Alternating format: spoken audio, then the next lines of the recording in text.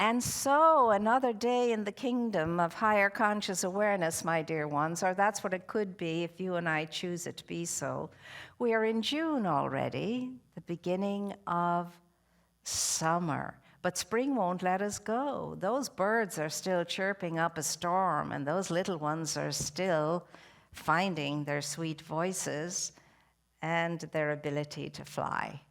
And as the birds gain their ability to fly, why not take a leaf out of their book and fly with them into a higher sense of being? It's interesting, these topics of ours are arranged months and months ago.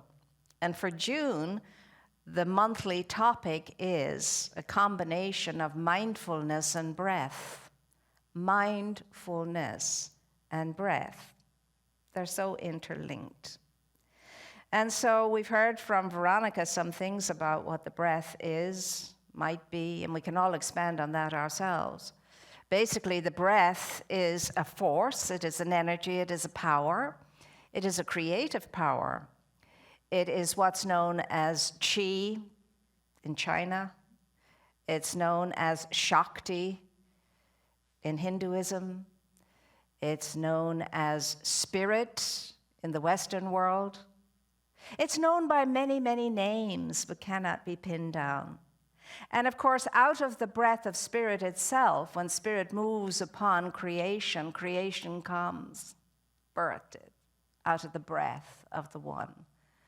And the breath is the pulse, it is the beat, it is the rhythm of life. There is a beat, a pulse, and a rhythm to it, and you feel it and I feel it, and it moves through you and it moves through me, and it moves through all of creation, every blade of grass, every stone, every rock, everything.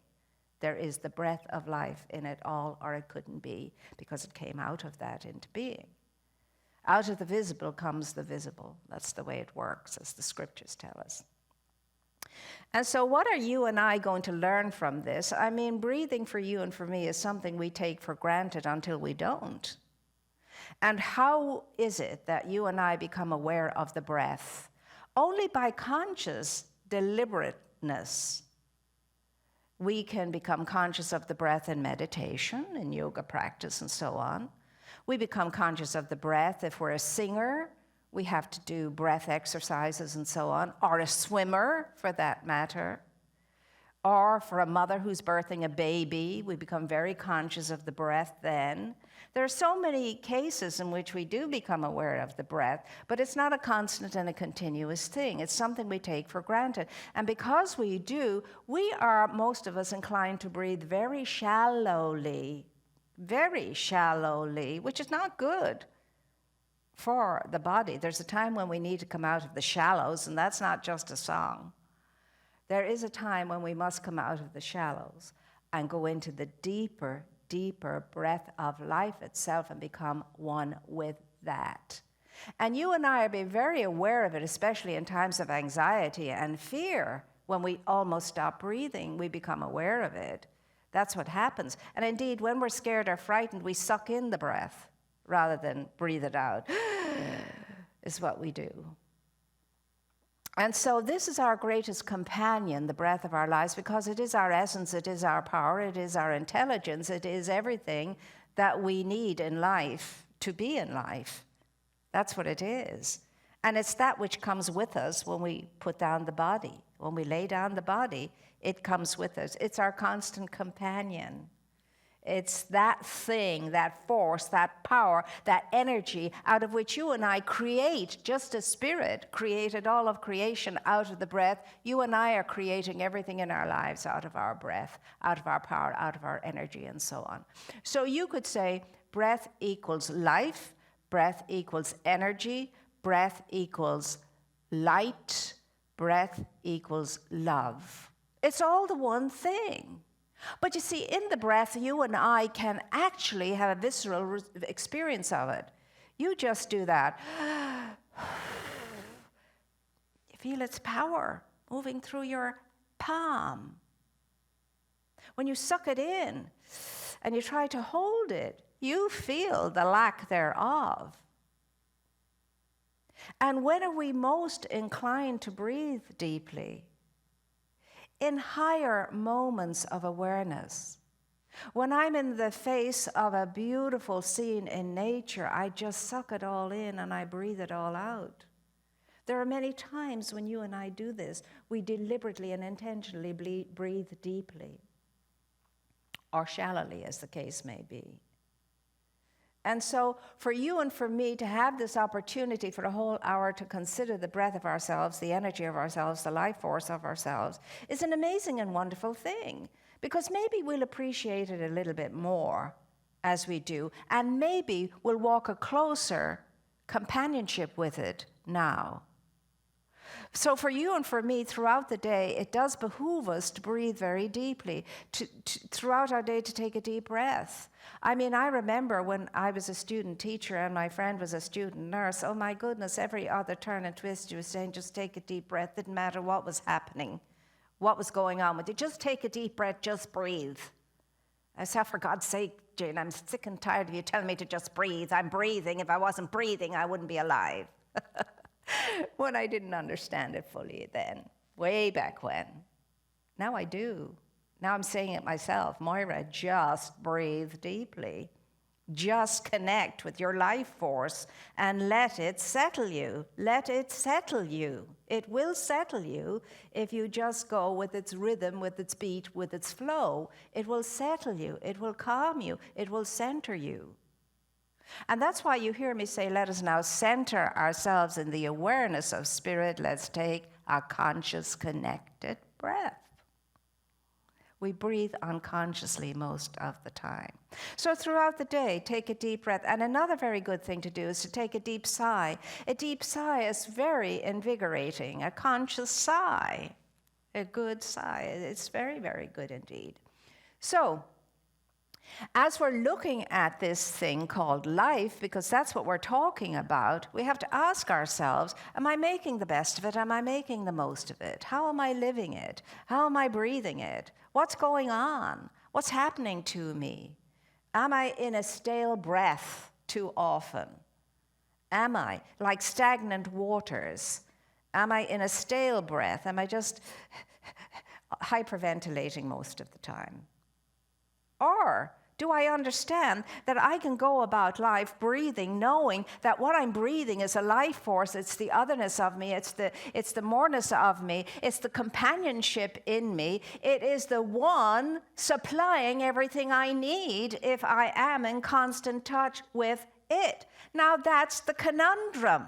There's nothing else for you and for me to learn. And no one can teach this to us. We have to discover this for ourselves.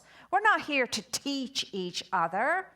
We're simply here to wake up by learning from everything that crosses our path and every experience that we have. It just happens that way. Life is happenstance. Divine life is happenstance. Divine life doesn't happen when I feel like it, when I want it to, when I decide, well, now is the moment, show up. No, it doesn't happen like that. It happens by me wakening up the breath of my life and living from it. Not looking for anything outside of it. Not thinking I'm going to find what I'm looking for, what I need, what I haven't got, somewhere out there. Nowhere out there is what I'm looking for. Nowhere. Isn't that amazing? And sometimes it's a very hard frog to swallow. It really can be, because this is what most of us, I want something out there to come and help me and fix me and take care of me and all the rest of it. I want that person, place, or thing to show up in my life so I can have some sense, some semblance of an okay, good life. So where are you? The songs are full of it, the longing. Where are you?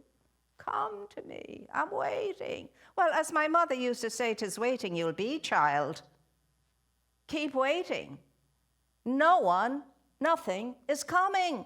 Not from out there. But it all awaits you from within. Your breath is your life force within you. Your heart within you. your very beingness within you, and it fills every tiny piece of your body temple. Every atom, every cell is full of it. When you're breathing aright, and to breathe aright, I have to think aright, I have to feel aright, I have to be in my life in a right way. That's when I will be one with the rhythm and the beat of life. One with the rhythm and the beat of life. And there's nothing like the rhythm and the beat of life. There really isn't. Have you ever heard drums and not responded to them? It's impossible not to respond to drums, good drums. There's something about the beat in a drum that has to do with the rhythm of life, all life. And it was the first instrument I believe anybody ever used. They banged on something. I can remember when I was a small child, there used to be on a Saturday night a Cayley hour. That was Irish music. And I would go over to the kitchen sink as a little one, and I'd pull out the pots and the pans, and I'd get 2 wooden spoons. And as the music was playing, I'd be banging on the pots. God bless my mother, she was very patient. I'd be banging on the pots and the pans and so on, having a great old time. There's something in us that recognizes a beat, because the bowron has a very strong beat, which is it's a hand drum that the Celts play. Any drum will do the trick for you. We have a great drumming circle here too, and they just love it. It's therapy. What can I tell you? It's wonderful. You're in the zone when you're one with the beat of life. You're in the zone. That's why when we dance, that's when we play a musical instrument. That's why when we hear great music, that's why when we sing, even if we don't have a great voice, we raise the breath. We raise the breath. We release the breath. Because why? You're a song in the heart of the divine. You came out of a song from the heart of the divine. As it was breathing you, the music was flowing through it, and it breathed its music into you. And the beauty is that each one of us has our own resonance, our own tone, and our own unique sound. Unique sound. And all are necessary, all are significant, and all are vital to the great orchestra of the breath of life. All notes are necessary. And if any one note was missing, the whole thing would implode and explode. Couldn't be the universe as it is meant to be and as it is created to be. That's how significant you are. How is your breath today? How is your rhythm today? How is your pulse today? What's going on in you today? In your mentality, in your emotionality, in your physicality, in your spirituality, what is going on? Because it should be one beat if you and I want to be all that we can be. And we can be it. We are created to be that. It is ours to be, and now is the time. And here's the thing. The breath is always here now. It's present now. And if it's not, we're not. It's present here and it's present now. The breath, the heart, the power, the intelligence of us never takes strolls down into the past and all of its past experiences, or into the future with all of them might have been. It's never there. It's never there, and it's never there. It's right here and it's right now. And that's where power resides. That's where the breath is. That's where the heart is. That is where our infinite intelligence is, in the present. And out of the song of your breath, out of the energy of your breath, out of the intelligence of your breath, you can create whatever good life that you decide and declare and become one in conviction with. But for that, what is required?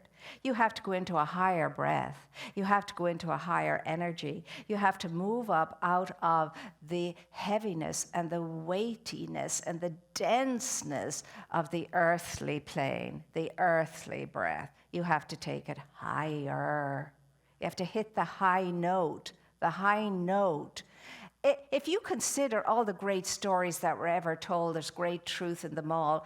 The story in the Old Testament of Jehoshaphat, Jehoshaphat. He was he was one that had to face down an army that was completely outnumbering his.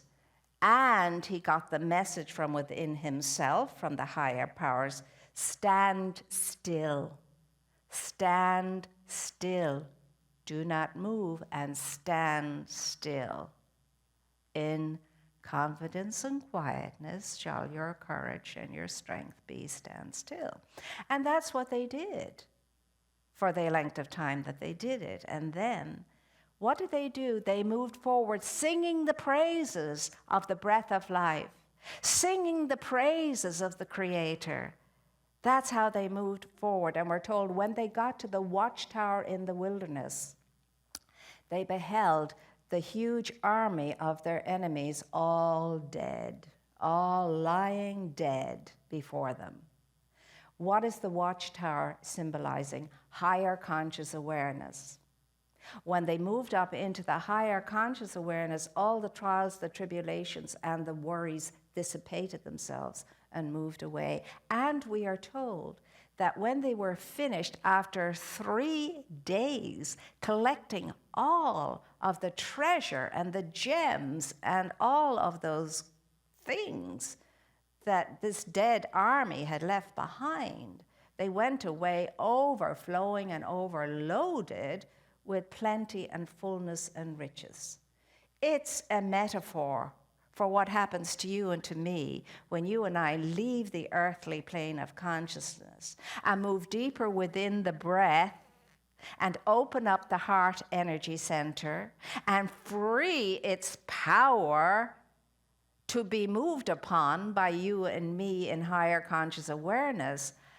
The heavens open, which is higher consciousness, opens up and pours upon us so many blessings and so much good that we cannot possibly even contain it. That's what's available to you, and it's available to me, and it's available right now. And this is not just pie in the sky, lovely talk when there's so much turmoil going on out in the world and so on and so forth. That's well enough and good to be listening to for an hour on a Sunday and so on. Baloney. That's the only truth, and that's what's going to bring out of the chaos in the world the unity and the harmony and the peace and the cures and the healings and so on that we also desire. That's what's going to do it, because sitting around worrying and chewing our nails and all the rest of it will certainly keep it at bay. So what is it going to be for you and for me? Are we going to be fearless in our faith? Or are we going to be fearful in all the ways we think? Well, it's up to you and it's up to me, and I know what we're all going to choose, because I believe we're all ready to. We're ready for the moreness of the grace of goodness and kindness and compassion and real, honest to God love. That is only one kind of love. It's action.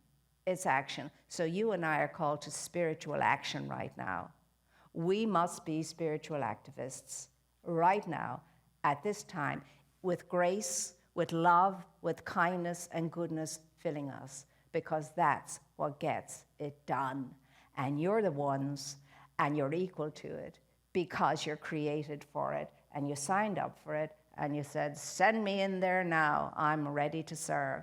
Well, let us all come together in the light of breath and love and heart and soul and mind and all of our being, and do what is ours to do and be what is mine to be. That's the message for today.